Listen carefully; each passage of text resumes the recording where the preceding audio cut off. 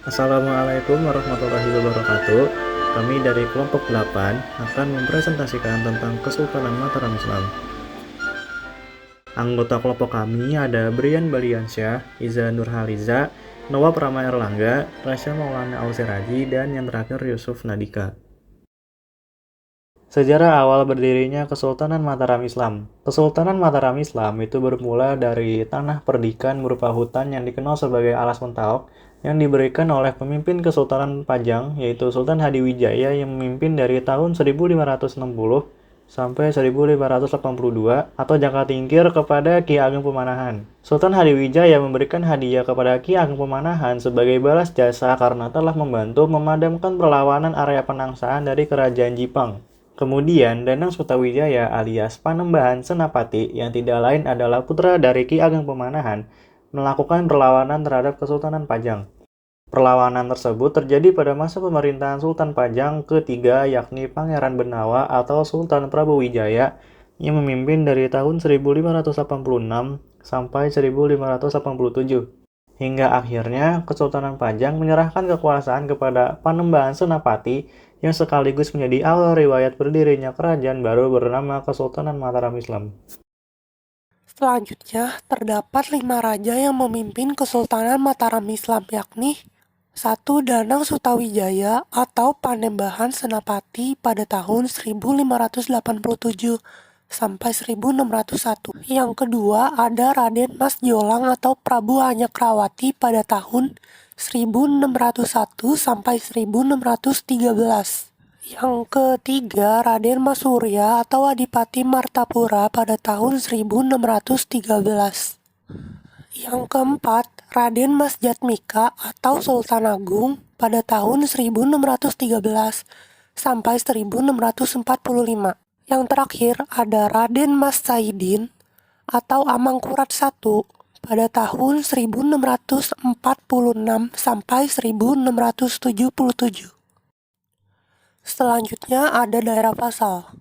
Lokasi berdirinya Kesultanan Mataram Islam adalah di bekas Alas Mentaok, dengan pusat pemerintahannya disebut dengan nama Kota Gede atau Kota Gede di Yogyakarta, Jawa Tengah. Keberhasilan Panembahan Senapati memerdekakan Mataram dari cengkraman Pajang merupakan langkah penting bagi riwayat kesultanan ini di masa-masa selanjutnya hingga mencapai puncak kejayaan.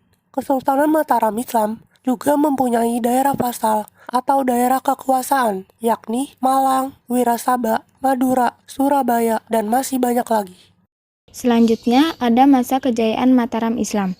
Sejarah puncak kejayaan Kesultanan Mataram Islam terjadi pada era Sultan Agung Hanyakrokusumo pada 1613 hingga 1645 Masehi. Sosok bernama muda Raden Mas Rangsang ini adalah cucu pendiri Kesultanan Mataram Islam. Setahun setelah menjabat, Sultan Agung memulai operasi penaklukan sejumlah wilayah di Jawa untuk memperluas daerah kekuasaan Kesultanan Mataram Islam. Perjalanan pertama dimulai ke timur Jawa pada 1614. Sultan Agung meluncurkan aksi penyerangan ke daerah timur. Sultan Agung memberikan perintah kepada Tumenggung Suratani yang akhirnya berhasil menguasai Malang dan sekitarnya. Atas pencapaian itu, Tumenggung Suratani dianugerahi gelar Senopati Menggalayuda. Selanjutnya, tahun 1615, Sultan Agung mengirim pasukan yang dipimpin oleh Tumenggung Martalaya untuk mengambil alih kekuasaan wilayah Wirasaba. Sepanjang tahun 1616 sampai 1619, Sultan Agung juga melakukan ekspansi ke wilayah Lasem, Pasuruan, dan Tuban. Tumenggung Martalaya dan Tumenggung Jaya Supanta berperan aktif dalam misi ini yang menuai keberhasilan ini. Misi menaklukkan Surabaya boleh dikatakan paling sulit dan berlangsung cukup lama yakni pada 1620 sampai 1625.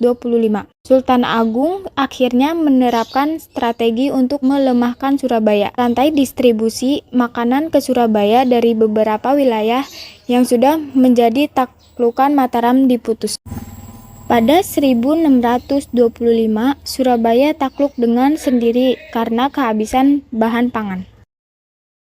Keruntuhan Kesultanan Mataram Islam mulai terjadi pada masa pemerintahan Amangkurat I 1646 sampai 1677. Sejak 1646, Raden Mas Saidin menggantikan posisi ayahnya Sultan Agung yang wafat pada tahun 1646. Raden Mas Saidin dinobatkan sebagai Sultan Mataram Islam kelima dengan gelar Susuhunan Amangkurat I. Berbeda dengan Sultan Agung yang gigih melawan Belanda, Amangkurat I justru lebih bersikap lunak terhadap kaum penjajah. Pada tahun 1646, Amangkurat I menjalin perjanjian dengan VOC. Isi perjanjian tersebut antara lain, pihak VOC diizinkan membuka pos-pos dagang di wilayah Mataram, sedangkan pihak Mataram diperbolehkan berdagang ke pulau yang dikuasai oleh VOC. Cara memerintah Amangkurat I ini tidak disetujui oleh beberapa kalangan, termasuk adiknya yang bernama Raden Mas Alit. Raden Mas Alit, adik Amangkurat I ini tidak setuju dengan caranya memerintah dengan meluncurkan aksi perlawanan. Tahun 1647, ibu kota Kesultanan Mataram Islam dipindahkan dari Kota Gede ke Pleret.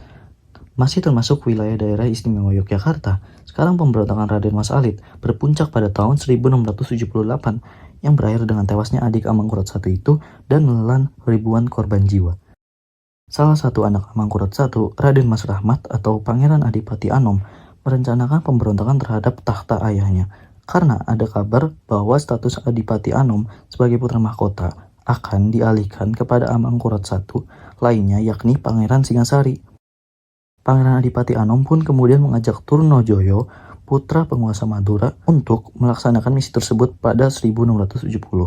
Trunojoyo menyanggupin karena ia ingin Madura merdeka dari penguasaan Kesultanan Mataram Islam di bawah kepemimpinan Amangkurat I.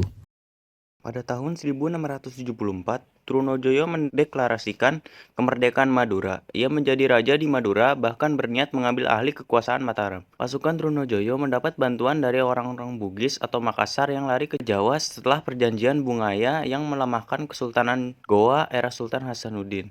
Kesultanan Banten juga ikut mendukung Trunojoyo dan Panembahan Giri dari Surabaya ikut memberi dukungan karena peristiwa pembantaian ulama dilakukan Amangkurat I pada tahun 1649. Pasukan Trunojoyo menjelma menjadi kekuatan besar yang menakutkan. Satu demi satu, wilayah-wilayah Mataram ditundukkan, termasuk Surabaya, Tuban, Lasem, Rembang, Demak, Semarang, Pekalongan, Tegal, hingga Cirebon. Puncaknya Trunojoyo pun bersiap menyerang pusat kekuasaan Mataram di Yogyakarta. Situasi ini justru membuat Pangeran Adipati Anom cemas karena khawatir ambisi Trunojoyo tidak bisa dibendung. Maka pada Oktober 1676, Pangeran Adipati Anom berbalik mendukung ayahnya, Amangkurat I. Trunojoyo terlalu kuat. Amangkurat I melarikan diri ketika Trunojoyo menyerang Pleret. Dalam pelarian, Amangkurat I sakit dan meninggal dunia di sekitar Tegal, Jawa Tengah. Tahun 1677, Trunojoyo menguasai pusat pemerintahan Mataram, bahkan menikahi salah satu putri Amangkurat I yang saat itu ditawan. Pangeran Adipati Anom terpaksa menjalin kerjasama dengan VOC untuk menumpas Trunojoyo sekaligus merebut kembali tahta Mataram Islam. Kompeni bersedia membantu tapi dengan syarat. Berkat bantuan VOC, Trunojoyo berhasil dilumpuhkan pada 1679. Penguasa Madura itu lalu dijatuhi hukuman mati. Sesuai kesepakatan, tahta Kesultanan Mataram Islam diberikan kepada Pangeran Adipati Anom dengan gelar Susuhunan Amangkurat II. Namun VOC menjadi lebih leluasa mencampuri urusan internal kerajaan. Amangkurat II tidak melanjutkan Kesultanan Mataram Islam. Ia mendirikan kerajaan baru bernama Kasunanan Kartasura dengan pusatnya di dekat Solo, Jawa Tengah pada 1680. Nah, selanjutnya ada peninggalan Kesultanan Mataram Islam, terutama pada masa kepemimpinan Sultan Agung berupa 1. Bangunan keraton, 2. Gapura makam Sunan Tembayat, 3. Makam Imogiri, 4. Meriam Guntur Geni atau Pancawura, yang kelima Serat Sastra Gending. Sekian dari kelompok kami. Apabila kalian memiliki pertanyaan terhadap materi yang telah kami sampaikan atau kritik dan saran yang ingin kalian sampaikan kepada kelompok kami, bisa berkomentar di bawah ya. Wassalamualaikum warahmatullahi wabarakatuh.